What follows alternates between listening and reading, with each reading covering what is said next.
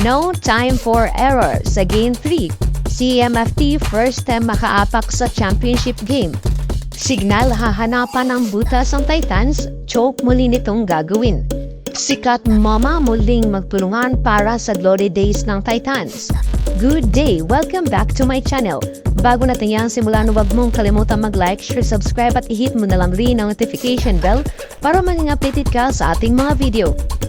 Isa na namang nakaka-excite na laban ang ating matutunghayan sa muling paghaharap ng CMFT laban sa Signal para sa kanilang Game 3. Do or die game na nga ito at kung sino man ang mananalo ay makakalaban ng Creamline sa championship game.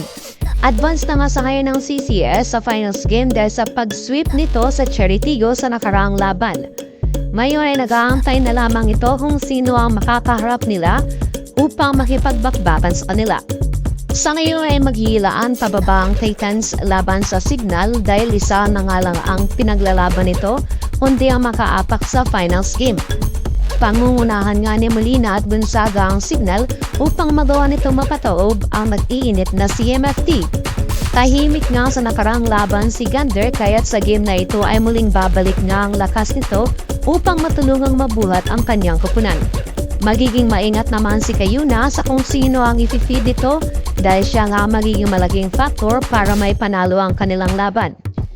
Isa nga sa mga dahilan kung bakit hirap ang Titans sa kanila ay ang kanilang blockings. Isa nga ito sa sobrang effective sa kanila dahil nga rito ay nahihirapang makapagbigay atake ang Titans. Ngunit kilala naman natin ngayon ang CMFT na lumalaban na at hindi na nga lang basta-bastang sumusuko sa kung ano man ang mangyayari sa set ay bumabawi ito sa susunod na set. Sa ngayon ay muling bubuhatin ni Rondina ang kupunan. Nakapagtala nga si Rondina ng 23 big points para sa CMFT upang mabigyan ng tsansa ang Titans na masilayan ng championship battles.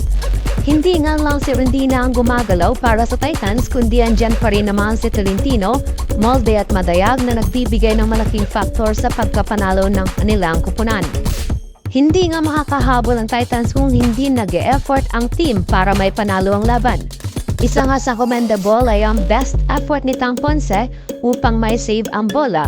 Although hindi naman papatalo sa depensa ang Signal dahil most of them really have effort just to save the ball.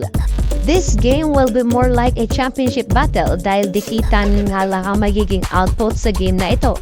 Aasahan natin ang habulan at nakawan ng momentum and expect a 5-setter game para sa match-up na ito.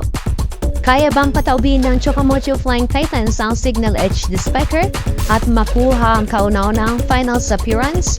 O papatuloy ng Signal at papaasahin ang Titans at sila muli ang maghaharap sa finals game?